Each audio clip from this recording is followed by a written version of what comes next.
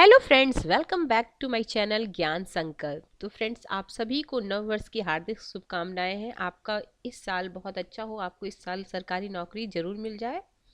तो इसकी कामना के साथ आज का क्लास हम स्टार्ट करते हैं। और आज के क्लास में हम ये यूथ पब्लिकेशन के एग्जाम पॉइंट नेट से जो मैं कंप्लीट रिवीजन करा रही हूँ इंडियन कॉन्स्टिट्यूशन का, उसी के पार्ट को आगे बढ़ा रही हूँ। मैंने पिछले क्लास में वित्त आयोग के बारे में पढ़ाया, जो कॉन्स्टिट्यूशनल बॉडी है उसके बारे में पढ़ा रही हूँ।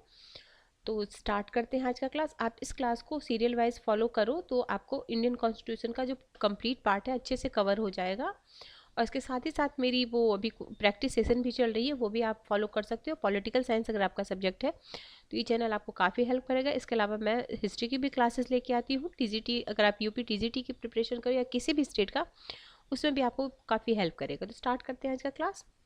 अगर आप चैनल पे पहली बार है तो प्लीज़ चैनल को जरूर सब्सक्राइब कर ले, और जब सब्सक्राइब करें तो बेल आइकन को भी प्रेस करें, ताकि जब भी मैं वीडियो डालूँ तो आपको नोटिफिकेशन मिल जाए। तो देखो, आज के क्लास में क्या पढ़ेंगे, राष्ट्रीय अनुसूचित जाति आयोग। ठीक है, राष्ट्रीय अनुसूचित जाति आयोग ये एक संवैधानिक निकाय है। तो संवैधानिक निकाय सबसे पहले क्या होता है, जिसमें संविधान में अनुच्छेद के द्वारा संविधान में जिनका वर्णन होता है उसको संवैधानिक निकाय कहते हैं। राष्ट्रीय अनुसूचित जाति आयोग किस प्रकार का निकाय है, तो अगर ऐसे ही पूछ ली, जैसे आज ऐसे क्वेश्चन आएगा, 4 से दे देगा, उसमें से पूछेगा इनमें से कौन सा संवैधानिक निकाय है, या तो गैर संवैधानिक निकाय के बारे में पूछेगा। तो अभी मैं एक से एक और क्लास लगेगा जिसमें संवैधानिक निकाय के बारे में, अगली क्लास में मैं गैर संवैधानिक जितने भी हैं वो करा दूंगी। आगे, राष्ट्रीय अनुसूचित जाति जनजाति का उल्लेख संविधान के भाग कितने में है, तो भाग 16 में है। मूल संविधान के अनुच्छेद 338 के अंतर्गत किस प्रकार विशेष अधिकार की नियुक्ति का उपबंध किया गया है, तो अनुसूचित जाति एवं जनजाति के लिए भारतीय संविधान में किस अनुच्छेद के अंतर्गत एक राष्ट्रीय अनुसूचित जाति आयोग के गठन का प्रावधान है, तो अनुच्छेद 338 के अंतर्गत। संविधान के किस अनुच्छेद में अनुसूचित जाति आयोग के सदस्यों की नियुक्ति का प्रावधान है, तो 338 के सेकेंड में। राष्ट्रीय अनुसूचित जाति आयोग का गठन होगा अध्यक्ष, उपाध्यक्ष और 3 अन्य सदस्य, यानी कुल मिला के आपको 5 सदस्य हो गए, अध्यक्ष, उपाध्यक्ष और 3 अन्य सदस्य। ये भी ध्यान रखिएगा। किस संवैधानिक संशोधन द्वारा राष्ट्रीय अनुसूचित जाति जनजाति आयोग को एक दूसरे से अलग किया गया था, अनुसूचित जाति और अनुसूचित जनजाति को किस संशोधन के द्वारा अलग किया गया था, तो अनुच्छेद 89 संशोधन, जो कब हुआ था, 2003 में होता है। 89 में संवैधानिक संशोधन के द्वारा इनको अलग किया गया था। 89 में संवैधानिक संशोधन अधिनियम 2003 से प्रभावी हुआ। कब से प्रभावी हुआ, 2003 में तो संशोधन हुआ, बट प्रभावी हुआ 2004 में। प्रथम अनुसूचित जाति जनजाति आयोग का गठन कब हुआ, तो 12, प्रथम पूछ रहा है, ठीक है। प्रथम अनुसूचित जाति और जनजाति आयोग का गठन 12 मार्च 1992 को हुआ, ठीक है। राष्ट्रीय अनुसूचित जाति आयोग के अध्यक्ष एवं सदस्यों की नियुक्ति किसके द्वारा होती है, तो राष्ट्रपति के द्वारा होती है। राष्ट्रीय अनुसूचित जाति राष्ट्रीय अनुसूचित जाति आयोग के अध्यक्ष एवं सेवा सदस्यों की शर्तें और पदावधि किसके द्वारा निर्धारित की जाती है, तो राष्ट्रपति के द्वारा निर्धारित की जाती है। राष्ट्रीय अनुसूचित जाति आयोग के अध्यक्ष एवं उपाध्यक्ष को क्रमशः किस प्रकार के मंत्री का दर्जा है, तो जो अध्यक्ष है वो केंद्रीय मंत्री के अंदर आते हैं और उपाध्यक्ष या राज्य मंत्री के अंतर्गत आते हैं। राज्य के अध्यक्ष, उपाध्यक्ष और अन्य सदस्यों का कार्यकाल कितने वर्ष का होता है, तो सामान्यतः पद धारण करने की अवधि से 3 वर्ष होता है। राष्ट्रीय अनुसूचित जाति आयोग के अध्यक्ष, उपाध्यक्ष और सदस्य अधिकतम कितने कार्य के लिए नियुक्त किए जा सकते हैं, तो अधिकतम 2 कार्यकाल के लिए, यानी टोटल 6 वर्ष के लिए अधिकतम चुने जा सकते हैं।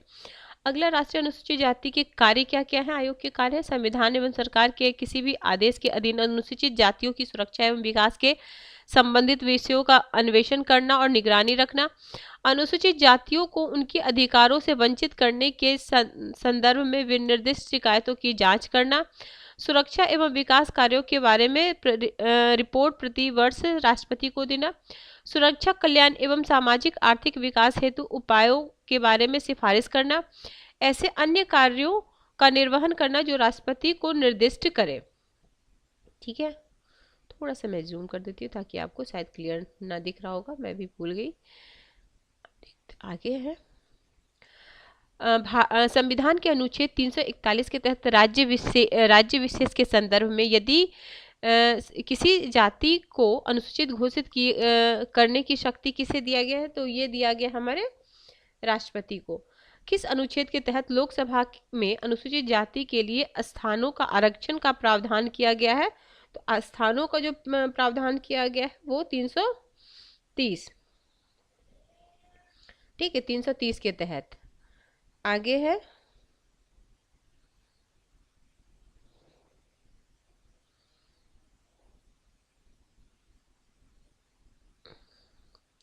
संविधान के किस अनुच्छेद के अंतर्गत अनुसूचित जातियों के लिए विधानसभाओं में स्थान के आरक्षण का प्रावधान किया गया है? तो अनुच्छेद 332 के तहत, ठीक है। देखो किस संविधान के किस अनुच्छेद के अंतर्गत अनुसूचित जातियों के लिए विधानसभाओं में स्थान का आरक्षण किया गया? तो अनुच्छेद 332 में। और किस अनुच्छेद के तहत लोकसभा में, ये विधानसभा की बातें हो रही हैं, यहाँ लोकसभा में अनुसूचित जाति के स्थान आरक्षण का 330 में है। और किस संविधान की विधानसभा में? 332 है। ध्यान रखना फ्रेंड्स। आयोग की संरचना, अध्यक्ष, उपाध्यक्ष और सदस्य अभी देख लेना। अभी आगे 65वें संवैधानिक संशोधन द्वारा संविधान के किस अनुच्छेद में संशोधन किया गया? तो अनुच्छेद 338 में। आगे है 65वां संवैधानिक संशोधन अधिनियम 1990 का संबंध अनुसूचित जाति जनजाति के लिए विशेष अधिकार के स्थान पर अनुसूचित जाति एवं जनजाति राष्ट्रीय आयोग के गठन से है। आयोग को अपने कार्यों के अतिरिक्त अन्य शक्तियां, तो कार्यों के अलावा अन्य शक्तियां क्या क्या है? तो किस विषय की जांच पड़ताल के समय आयोग किसी भी व्यक्ति के समन जारी कर सकता है? आयोग किसी भी न्यायालय या कार्यालय में किसी लोक अभिलेख या उसकी प्रति को मांग सकता है। शपथ पत्र पर साक्ष्य ग्रहण करना, गवाहों और दस्तावेजों के परीक्षण के लिए समन जारी करना, राष्ट्रपति द्वारा निर्धारित अन्य मामला, ठीक है। आगे राष्ट्रीय अनुसूचित जाति आयोग अपनी रिपोर्ट किसके समक्ष प्रस्तुत करता है? तो राष्ट्रपति के समक्ष। आयोग की रिपोर्ट को राष्ट्रपति किसके समक्ष रखवाता है? तो संसद के दोनों सदनों के समक्ष। आयोग की वार्षिक रिपोर्ट को राज्यों के राज्यपाल के पास किसके द्वारा प्रेषित किया जाता है? तो राष्ट्रपति द्वारा। राष्ट्रीय अनुसूचित जाति आयोग की रिपोर्ट राज्य विधानमंडल के समक्ष किसके द्वारा रखवाया जाता है? तो राज्यपाल के द्वारा। किस संविधान संशोधन द्वारा राष्ट्रीय अनुसूचित जाति आयोग को अन्य पिछड़े वर्गों के कार्यों से मुक्त कर दिया गया है? तो 102वें संविधान संशोधन 2018 में। आगे है राष्ट्रीय अनुसूचित जाति आयोग आंग्ल भारतीय समुदाय के संवैधानिक संरक्षण और अन्य विधिक संरक्षण के संबंध में जांच की रिपोर्ट किसके समक्ष? तो सब राष्ट्रपति, ठीक है। अनुसूचित जाति जनजाति के प्रथम अध्यक्ष ध्यान रखना कौन थे? श्री रामधन। ये जितने भी अध्यक्ष हुए हैं तो वो मैं आपको शॉर्ट्स के थ्रू दे दूंगी। दूसरे अनुसूचित जाति जनजाति आयोग 3 साल बाद 1995 में हुआ था। दूसरे आयोग के अध्यक्ष, जैसे स्टार्टिंग वाला 2-3 याद रखना और रिसेंट वाला, तो जैसे अगर क्रम में भी सजाने को आ जाए, क्योंकि आजकल क्रम वाले क्वेश्चन काफी आते हैं। हनुमंतैया थे। राष्ट्रीय अनुसूचित जाति आयोग की प्रथम महिला सदस्य कौन नियुक्त की गई थी? श्रीमती सुरेखा लाम्बतुरे। आगे है संविधान में अनुसूचित जाति का उल्लेख किस अनुच्छेद के अंतर्गत है? अनुसूचित जाति का 341। संविधान के किस अनुच्छेद में वर्णित है कि राष्ट्रपति किसी राज्य के राज्यपाल से परामर्श के बाद उस राज्य के किसी भी जाति को अनुसूचित जाति घोषित कर सकता है? तो आर्टिकल 341 का फर्स्ट में। 2017 के संसदीय अधिनियम के तहत अनुसूचित जाति की सूची में कुल जातियों की संख्या कितनी थी? तो ये 2017 का है 1261। 2011 के जनगणना के अनुसार भारत में कुल जनसंख्या का कितना प्रतिशत अनुसूचित जाति है? तो 16.6%।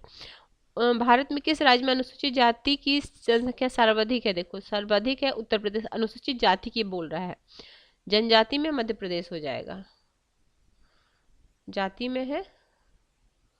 महत्वपूर्ण तथ्य भी देख लेते हैं अब क्या क्या है। मूल संविधान के तहत 338 के अंतर्गत अनुसूचित जाति एवं जनजाति हेतु विशेष अधिकार की नियुक्ति का प्रावधान है। 1978 में संकल्पना पत्र के माध्यम से बहुसदस्यीय गठित 87 में सरकार द्वारा संयुक्त कार्यों में संशोधन आयोग का नाम राष्ट्रीय अनुसूचित जाति और जनजाति आयोग किया गया। 1990 में 65वें संवैधानिक संशोधन के द्वारा अनुसूचित जाति जनजाति हेतु एक वैधानिक राष्ट्रीय आयोग का गठन किया गया। 12 मार्च 1992 को प्रभावी हुआ। 2003 में फिर 89वें संवैधानिक संशोधन द्वारा क्या हुआ, राष्ट्रीय अनुसूचित जाति जनजाति आयोग को 338 अनुच्छेद में एवं राष्ट्रीय अनुसूचित देखो जाति को 338 में, अनुसूचित जनजाति को 338 का 2 आयोग का गठन किया गया। पहले एक था, फिर 2 आयोग हो गया। आगे है 89वें संविधान अधिनियम 2003 द्वारा संविधान के किस नए अनुच्छेद को जोड़ा गया, तो 338 क को जोड़ा गया। संविधान में उल्लेखित अनुच्छेद 300 क के अंतर्गत गठित है। अनुसूचित जनजाति आयोग के लिए गठित है। राष्ट्रीय अनुसूचित जनजाति व्यवहार रूप में कब, ऊपर भी हम पढ़ चुके, देखो 2003 में स्टार्ट हुआ था संशोधन, और जो ये प्रभावी हुआ वो 2004 में हुआ। क्या है ये तो हम ऊपर भी देखो, अनुसूचित जनजाति के बारे में बोला तो सेम ही चीज है। अनुसूचित जनजाति में भी कितना 5 सदस्य होते हैं, 1 अध्यक्ष होते हैं, 1 उपाध्यक्ष और 3 अन्य सदस्य होते हैं। राष्ट्रपति ही करते हैं उनके। जनजाति आयोग के कार्य क्या क्या है, कार्य एक बार देख लेना।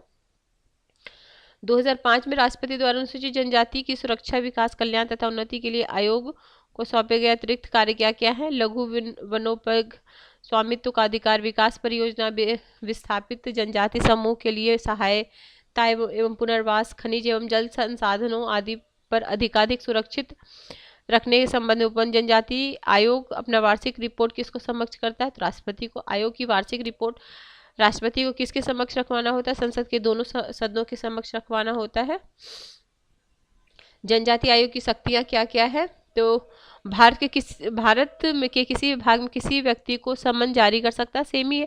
किसी दस्तावेज प्रकट पेश करने की उपेक्षा कर सकता है, शपथ पत्र पर साक्ष्य ग्रहण कर सकता है, किसी न्यायालय या कार्यालय में किसी लोक अभिलेख या उनकी प्रति को प्राप्त कर सकता है, गवाह एवं दस्तावेज के परीक्षण के लिए सम्मन जारी कर सकता है, कोई अन्य विषय जो राष्ट्रपति द्वारा नियमन आदेश हो। ठीक है, आगे राज्यों से संबंधित जनजाति आयोग की रिपोर्ट राष्ट्रपति किस किस को प्रेषित करता है। अब राज्य वाला हो जाएगा तो राज्यपाल को करेगा।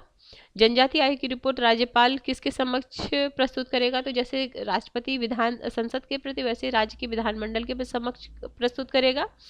किस अनुच्छेद के अंतर्गत लोकसभा अनुसूचित जाति के लिए स्थानों का आरक्षण है, तो लोकसभा में 330 है और विधानसभा अनुसूचित जाति के लिए अनुसूचित जनजाति के लिए 332 है। अनुसूचित जाति और जनजाति अधिनियम किस वर्ष स्वीकृत किया गया, 1989 में। संविधान में अनुसूचित जनजातियों के संबंध में प्रावधान मिलता है, तो इतना में आर्टिकल 342 में। भाग 16 में ये है। इसके अतिरिक्त अन्य भाग में अनुसूचित जाति जनजाति के लिए क्या प्रावधान, अब कौन कौन से प्रावधान है, जैसे अब 16 में तो ये सबका है, बाकी देखो इसमें है फंडामेंटल राइट्स में है, वो है, आप एक बार इसको देख लेना।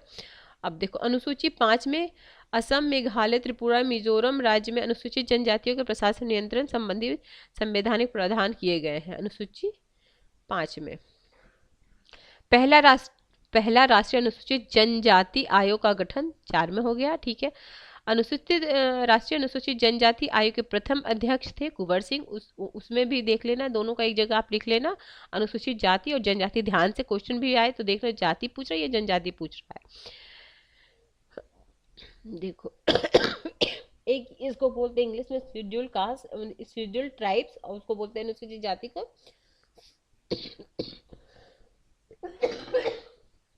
देखो ये शेड्यूल ट्राइब्स हो गए, वो शेड्यूल कास्ट हो गए। वर्तमान में राष्ट्रीय अनुसूचित जनजाति आयोग के अध्यक्ष कौन है, अभी मुझे नहीं, ये पहले का है इसलिए अभी आप देख लेना प्लीज,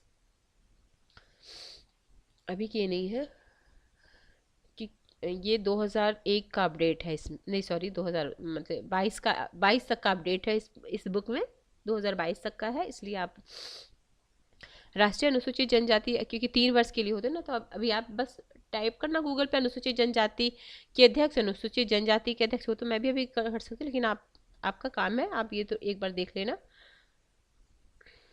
और मैं इसका लिस्ट तो आपको दे ही दूंगी जितने भी अभी तक हुए हैं उनका। राष्ट्रीय अनुसूचित जनजाति आयोग के अध्यक्ष का कार्यकाल 3 वर्ष जैसे उनका होता है। अनुसूचित जनजाति आयोग का गठन गैर वैधानिक था, किस वर्ष होता है, 1978 में। अनुसूचित जनजाति आयोग की संरचना, ठीक है, उत्तर प्रदेश में अनुसूचित जनजाति आयोग की संरचना कौन कौन शामिल है? 1 अध्यक्ष, 2 उपाध्यक्ष और 12 कुल 15 सदस्य। अच्छा, वर्तमान में अनुसूचित जाति एवं जनजाति आयोग के अध्यक्ष, ये नहीं, बाद में अभी देख लेना।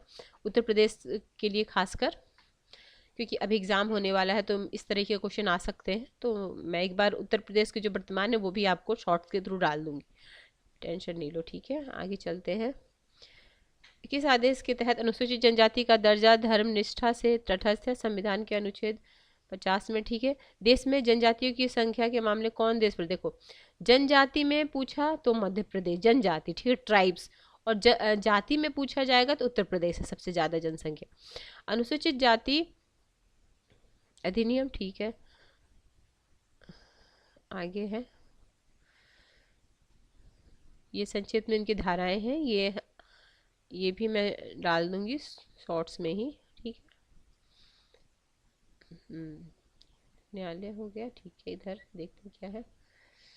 ठीक है, ये सब आर्टिकल को भी मैं डाल दूंगी, ये आर्टिकल जो जो इम्पोर्टेंट आर्टिकल है क्या क्या है देख लेते हैं एक बार।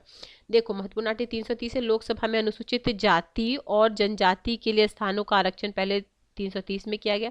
फिर 332 में राज्य की विधानमंडलों में अनुसूचित जाति और जनजाति के लिए स्थान, ये है लोकसभा में, ये है विधानमंडल। 332 334 में स्थानों के आरक्षण और विशेष प्रतिनिधि का निश्चित अवधि का प्रतिनिधि। 335 में सेवाओं और पदों के लिए अनुसूचित जाति और जनजाति में के दावे। 300 अनुसूचित जाति आयोग है। 338 का क में अनुसूचित जनजाति आयोग है। 339 में अनुसूचित क्षेत्रों में प्रशासन और जनजाति के कल्याण के बारे में संघ का नियंत्रण है। 341 में है पहला अनुसूचित जातियां और 341 में अनुसूचित जनजातियां, ध्यान रखना ये।